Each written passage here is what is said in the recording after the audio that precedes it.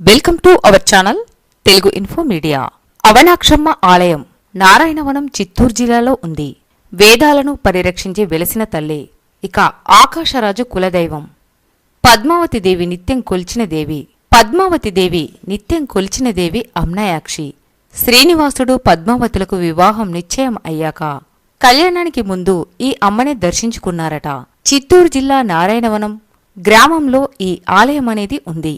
అమ్నయం అంటే వేదమని, అక్షి అంటే కన్నులు అని అర్థం. వేదాలను కన్నులుగా ఉన్న అమ్మవారు కాబట్టి ఆ తల్లికి అమ్నయాక్షి అనే పేరు వచ్చింది. మరి ఆ పేరే కాలక్రమంలో అవనాక్షమ్మగా మారింది. నారాయణవనం గ్రామానికి కిలోమీటర్ దూరంలో అర్ణానది సమీపంలో ఉంది. ఆకాశరాజు కులదేవతగా మరి ఎంతో ప్రసిద్ధిని చెందింది. లక్ష్మీదేవి అవతారంగా మరి పద్మావతి దేవి తండ్రి ఆకాశరాజు. అప్పట్లో కోట ముందు భాగంలో ఆలయం ఉన్నట్టు చరిత్ర ద్వారా తెలుస్తుంది. ఇక ఆకాశరాజు ఎక్కడికైనా వెళ్లే ముందు తప్పకుండా అమ్మవారిని దర్శించుకునేవాడట. ఆయనకు చాలా కాలం వరకు పిల్లలు పుట్టలేదు. సంతానం కోసం అమ్మవారికి ఎన్నో పూజలు చేశాడట. ఫలితంగా పద్మావతిదేవి జన్మించిందని పురాణాలు చెప్తున్నాయి. ఇక పద్మావతిదేవి తండ్రితో సహా రోజు ఆలయానికి వచ్చి అమ్మవారికి పూజలు చేసేదట. ఇక నారాయణవనంలోని ఉద్యానవనంలో ఓ రోజు శ్రీనివాసుని చూసి మోహించింది పద్మావతి. ఆ శ్రీనివాసునే తనకు భర్తను చేయమని అవనాక్షమ్మను కోరింది.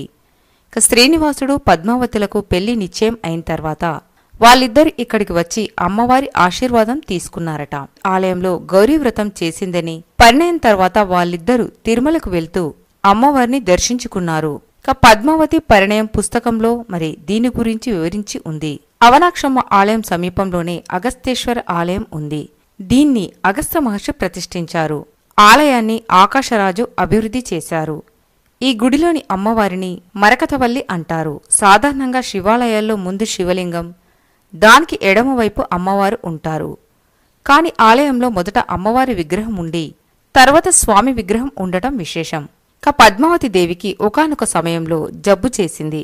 అప్పుడు అగస్త్య మహర్షి ఇక్కడ రుద్రాభిషేకం చేయించమనగా మరి ఆ విధంగా రుద్రాభిషేకం చేయిస్తే వ్యాధి నయమైనట్టు వెంకటాచల మహత్యంలో ఉంది. ఆకాశరాజు మరియు తొండమాన్ చక్రవర్తి ఇద్దరూ సోదరులు. తండ్రి ఒక్కడే కాని తల్లులు వేరు. ఆకాశరాజుకి వసబాలుడు అనే కుమారుడు ఉన్నాడు. మరి అప్పట్లో కాంచీపురంని రాజధానిగా చేసుకుని తొండై మండలం అనేది ఒక పెద్ద రాజ్యంగా ఉండేది.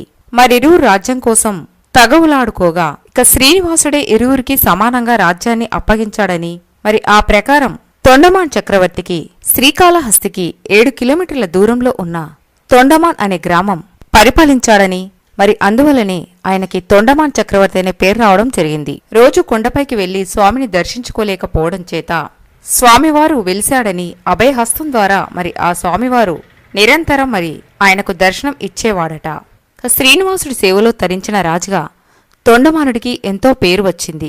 శ్రీనివాసుడికి పద్మావతిని ఇచ్చి పెళ్లి చేసిన ఆకాశరాజుకు స్వయాన సోదరుడు తొండమాన్ చక్రవర్తి. మరి ఈ తొండమాన్ చక్రవర్తి తన చివరి దశలో తిరుమలకు వెళ్లి స్వామిని సేవించే పరిస్థితి లేక తన ఇంటనే స్వామి వెలిసి ఉండాలని ఆ కలియుగ దేవుణ్ణి వేడుకున్నాడు. ఆ చక్రవర్తి భక్తికి మెచ్చి శ్రీవారు తొండమాన్ ఇంటనే స్వయంభూగా ఉద్భవించాడు. ఇక స్వామివారి విగ్రహమూర్తి ఒక చేతిలో యోగముద్ర, మరో చేత్తో అభయహస్తం కలిగి ఉండడంతో పాటు శ్రీదేవి భూదేవి సమేత ప్రసన్న వెంకటేశ్వరుడుగా భక్తులకు దర్శనం ఇస్తున్నాడు. ఇక శ్రీనివాసుడు తొండమానుడితో కలియుగం అంతమయ్యే వరకు నేను శేషాచల కొండలో స్థిర నివాసం ఏర్పరచుకుంటాను. అక్కడ నా కోసం ఆలయాన్ని నిర్మించి దాని మధ్యలో బంగారు విమానాన్ని ఏర్పాటు చేయు అని ఆదేశిస్తాడు.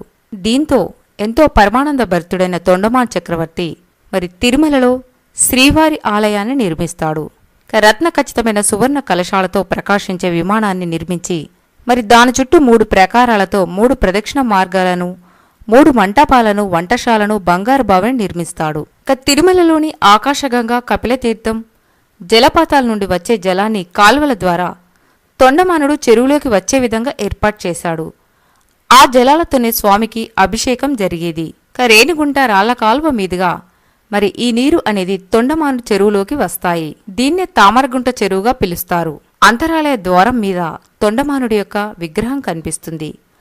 ఆలయ విమాన శిఖరం తిరుమలలో ఆనంద నిలయం మీద ఉన్నట్టే ఇక్కడ కూడా ఉండటం విశేషం. మరి ఈ ఆలయం అనేది గత రాజుల వైభవానికి చిహ్నంగా నిలుస్తుంది. ఇక ఈ ఆలయానికి గద్వాల్ మహారాణి భూములను విరాళంగా ఇచ్చినట్టు మరి చరిత్రలో పేర్కొంటుంది. ఆ రోజుల్లో స్వామికి నిత్య పూజలు, సేవలు మరి ఉత్సవాలు అంగరంగ వైభవంగా నిర్వహించేవారని ప్రతీతి. ఇక శ్రీ వెంకటేశ్వరుడు నారాయణవనంలో ఆకాశరాజు కుమార్తె పద్మావతిని వివాహం ఆడిన తర్వాత కాలినడకన బయలుదేరి వెళ్తూ అప్పలహైగుంటలో తపస్సు చేసుకుంటున్న సిద్ధేశ్వర స్వామిని అభయహస్తంతో ఆశీర్వదించి ఈ ఆలయంలో కొలువుదీరాడు. ఆ తర్వాత అక్కడి నుండి కాలినడకన తొండవాడలోని అగస్తేశ్వరుని దర్శించి తర్వాత సమీపంలోనే ఉన్న శ్రీనివాస మంగాపురంలో 6 నెలలు అక్కడ ఉండి శ్రీవారి మెట్టు ద్వారా తిరుమల చేరాడని స్థల పురాణం. మరి ఈ అప్పలాయగుంట అనేది తిరుపతికి సుమారు 30 కిలోమీటర్ల దూరంలో ఉంది. ఇక ఈ నారాయణవనం అనేది తిరుపతికి 40 కిలోమీటర్ల దూరంలో ఉంది. మరి ఇక్కడ జలపాతాలు సంవత్సరంలో 365 రోజులు ప్రవహిస్తూ ఉంటాయి.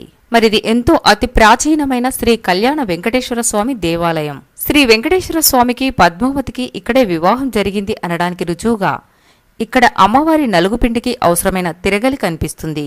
ఇక ఈ దేవాలయం నిర్వహణ బాధ్యతలు 1967 నుండి తిరుమల తిరుపతి దేవస్థానం వారి ఆధ్వర్యంలో జరుగుతాయి. ఇక ప్రతి ఏడు అమ్మవారికి 18 రోజుల పాటు జాతర జరుగుతుంది. ఇది ఆగస్టు 22 నుండి సెప్టెంబర్ నెలలో 10-11 తేదీల్లో ముగుస్తుంది. మరి ఈ అమ్మవారికి పూజలు చేస్తే పెళ్లి కాని వారికి పెళ్లి అవుతుందని, పిల్లలు కలగని వారికి పిల్లలు పుడతారని భక్తుల నమ్మకం. శ్రీ పద్మావతి అమ్మవారు మరి ఆకాశరాజుకు అవనాక్షి అమ్మవారి కటాక్షంతోనే పద్మావతి జన్మించిందని భక్తులు నమ్ముతారు. నారాయణవనం సమీపంలోని శ్రీ కామాక్షి సమేత కైలాసనాథ స్వామి ఆలయం మరి ప్రకృతిలో ఒక ఆకృతిగా తరాలు మారిన చెక్కు చెదిరని రమ్యమైన మోహనమైన ఆకృతిలో కొలువుదీరి ఉన్నాడు. శేషాచల కనుమల్లో కాకాముఖ పర్వత శ్రేణిపై ఈ కైలాసకోన ఆవరించి ఉంది. సో ఫ్రెండ్స్, తెలుసుకున్నారు కదా తిరుమలలోని కొన్ని ముఖ్యమైన చారిత్రక ప్రదేశాల గురించి. మరిలాంటి ఎన్నో ఆసక్తికరమైన అంశాలు తెలుసుకోవాలి అంటే తెలుగు ఇన్ఫో మీడియా ఛానల్ని సబ్స్క్రైబ్ చేయండి. మీకు గనక వీడియో నచ్చితే తప్పక లైక్ అండ్ షేర్ చేయండి. Thanks for watching.